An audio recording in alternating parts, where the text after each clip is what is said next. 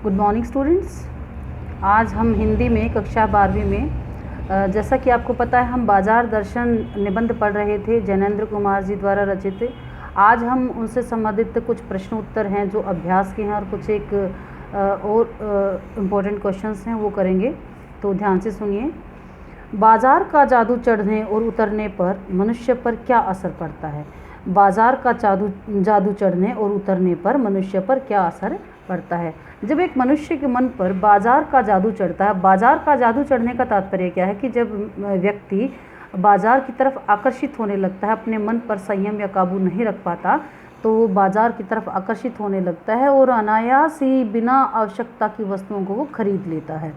जिन वस्तुओं की उसको आवश्यकता नहीं होती उनकी भी वो खरीदारी कर लेता है। इसी को बाजार का जादू कहते हैं। और जब बाजार का जादू इंसान पर चढ़ता है तो वो अनावश्यक वस्तुओं की खरीदारी करता है और उसके जेब में यदि उस समय पैसा हो तो और भी ज़्यादा वो अपने अहम को दावत देता है, अर्थात बहुत सारी नाहक की वस्तुएं खरीद लेता है। और जब उसके सिर से बाजार का जादू उतरता है तब क्या होता है? और जब वो घर आता है और सारे सामान को देखता है और उसको लगता है कि ये चीज़ें मेरी आवश्यकता की नहीं है या इन चीज़ों की मुझे आवश्यकता नहीं है, और फिर वो उन चीज़ों को एक जगह रख देता है। और जब उसको पूरा 2-2, 4-4 महीने तक या साल तक जब वो उसके काम में नहीं आती और ज्यों की त्यों रखी रहती हैं, तब उसको पता चलता है कि ये चीज़ें मैंने नाहक ही खरीदी हैं। और उसके सिर से जब बाजार का जादू उतरता है तो उसको पछतावा ही होता है। नेक्स्ट क्वेश्चन है, बाजार में भगत जी के व्यक्तित्व का कौन सा सशक्त पहलू उभर कर आता है? क्या आपकी नज़र में उनका आचरण समाज में शांति स्थापित करने में मददगार हो सकता है? अब बाजार में भगत जी के व्यक्तित्व का कौन सा सशक्त पहलू उभर कर आता है, एक तो प्रश्न है ये, और दूसरा है क्या आपकी नज़र में उनका आचरण समाज में शांति स्थापित करने में मददगार हो सकता है। अब क्या है कि भगत जी बाजार की चकाचौंध में अपना प्रभाव, भगत जी पर बाजार की जो चकाचौंध है वो अपना प्रभाव उस पर नहीं डाल सकी। बाजार की चकाचौंध भगत जी पर अपना प्रभाव नहीं डाल सकी। वह खुली आंख से और संतुष्ट मन से और मग्न भाव से बाजार के चौक में घूमता है और वहाँ से निकल लेता है, लेकिन कोई भी चीज़ वो वहाँ से नहीं खरीदता जो उसकी आवश्यकता की वस्तुएं नहीं होती।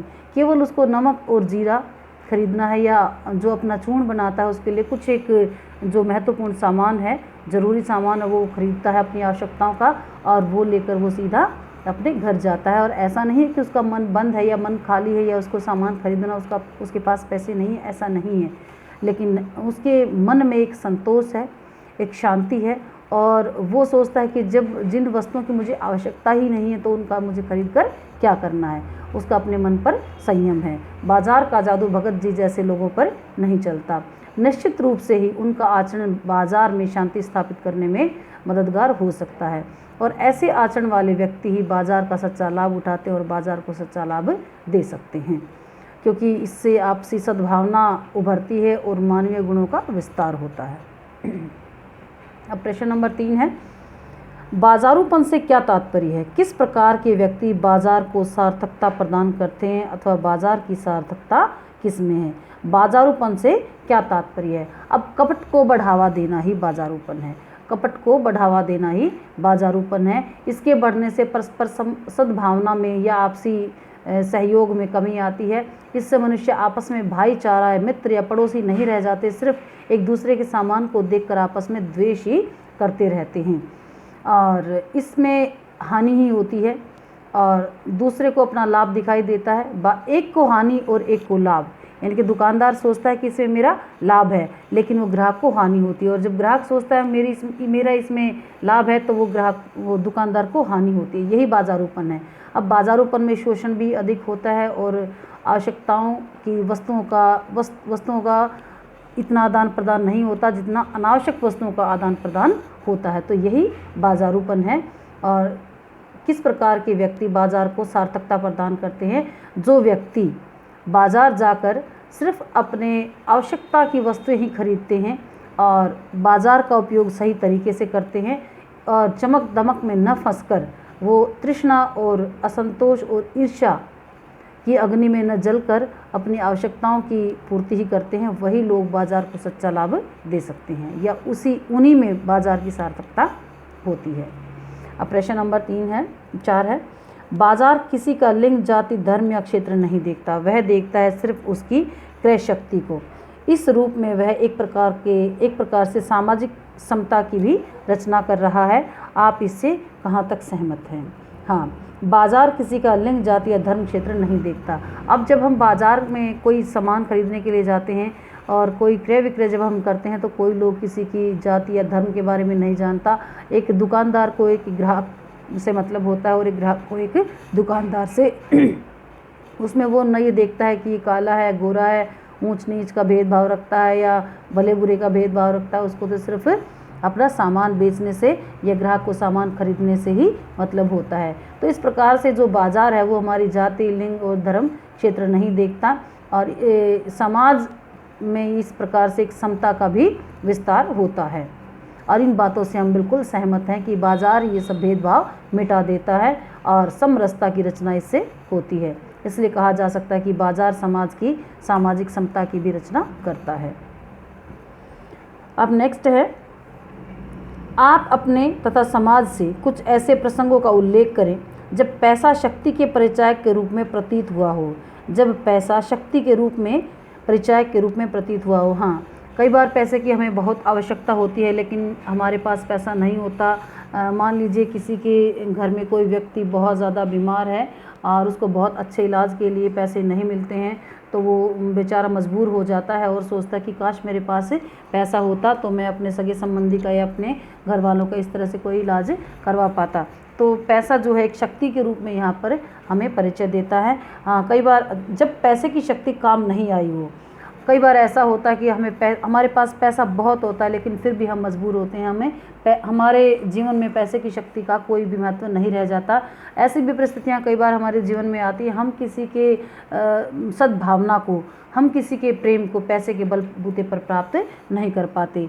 जब हमारा कोई व्यक्ति बहुत ज़्यादा बीमार हो और हम अच्छे अस्पताल में भी दिखाते हैं, बहुत ज़्यादा पैसे भी खर्च करते हैं लेकिन फिर भी उनको हम नहीं बचा पाते, तो यहाँ पर पैसे की शक्ति जो है वो धरी की धरी रह जाती है। तो कई बार पैसे की जो शक्ति है वो भी काम नहीं आती। तो ये हमने पढ़ा बाजार दर्शन और इससे संबंधित जो प्रश्न उत्तर हैं उसमें आप जो अभ्यास के प्रश्न हैं वो हैं आपके 5 और इससे आगे जो प्रश्न हैं पाठ के आसपास के वो आप देखेंगे। जब हमारा मन खाली हो, बाजार दर्शन पाठ में बाजार जाने या जाने के संदर्भ में मन की बात कई स्थितियों में कही गई है और इन स्थितियों से जुड़े अपने अनुभवों का वर्णन हमने करना है कि जब हमारा मन खाली हो। जब हमारा मन खाली हो तो क्या होता है? जब हमारा मन खाली होता है और हमारी जेब भरी हुई होती है, जब हमारा मन खाली होता है और हमारी जेब भरी हुई होती है तो ऐसे में हम बिना सोचे समझे खरीदारी करते हैं और इसी प्रकार की खरीदारी से बहुत सारी अनावश्यक वस्तुएं हम खरीद लेते हैं। जब हमारा मन खाली नहीं होता, जब हमारा मन खाली नहीं होता तब हम आवश्यकता की वस्तुएं ही खरीदते हैं जो हमारे लिए उपयोगी होती हैं। इस प्रकार समय और पैसा दोनों की ही बचत हम करके उसका सदुपयोग कर सकते हैं। अच्छा, नेक्स्ट हमारा जब हमारा मन बंद हो। जब हमारा मन बंद होता है तो ऐसी स्थिति में भरे बाजार के बीच में से निकलने पर भी हमारे मन में कुछ लेने का विचार नहीं आता। जब मन में नकार हो, यानी जब मन में नकारात्मक स्थिति हो तो हम क्या करते हैं? तो कोई भी चीज़ हमें अपनी तरफ आकर्षित नहीं करती। प्रत्येक व्यक्ति या प्रत्येक वस्तु में हमें शंका रहती है क्योंकि उसका दृष्टिकोण नकारात्मक रहता है। ऐसी स्थिति में घर से बाहर जाने की इच्छा भी हमारी समाप्त हो जाती है। नेक्स्ट है आपका बाजार दर्शन। बाजार दर्शन पाठ में किस प्रकार के ग्राहकों की बात हुई है? आप स्वयं को किस श्रेणी का ग्राहक मानते हैं या मानती हैं? अब ये जो प्रश्न है ये वैल्यू बेस्ड प्रश्न जिसको आप बोलते हो क्वेश्चन, हमें अपने मूल्यांकन करना है स्वयं का कि हम अपने आप को किस प्रकार की श्रेणी का ग्राहक मानते हैं। क्या हम भी बाज़ार जाते हैं तो अनावश्यक वस्तुओं की खरीदारी करते हैं या फिर हम सिर्फ आवश्यक वस्तुओं की ही खरीदारी करते हैं? ये हम अपने बारे में लिख सकते हैं यहाँ पर। नेक्स्ट है, आप बाज़ार की भिन्न भिन्न प्रकार की संस्कृति से अवश्य परिचित होंगे। मॉल की संस्कृति और सामान्य बाजार और हाट की संस्कृति में आप क्या अंतर पाते हैं? परचेजिंग पावर को आप किस तरह के बाज़ार में नज़र आती है। परचेजिंग पावर आपको किस तरह के बाज़ार में नज़र आती है। अब मॉल की संस्कृति और सामान्य बाज़ार एवं दुकानों की संस्कृति में प्रमुख अंतर ग्राहकों के स्तर और उनकी क्रय शक्ति का ही होता है। कई लोग जो है सिर्फ ब्रांडेड वस्तुएं ही खरीदना पसंद करते हैं और इससे अपने अहम को वो जो है पोषित करते हैं, और चीज़ों की जो है वो कीमत मॉल में अधिक होती है, जबकि आम जो दुकानें होती हैं, हाट बाज़ार होते हैं, वो मध्यम वर्ग के लोगों के लिए या उनकी आवश्यकता की पूर्ति के लिए उनको वस्तुएं मिल जाती हैं। और हाँ, जो छोटी दुकानें होती हैं उनमें निम्न आय के जो व्यक्ति होते हैं वो उनमें आसानी से अपनी खरीदारी कर सकते हैं। तो अधिक परचेजिंग पावर जो मॉल होता है उन्हीं में दिखती है।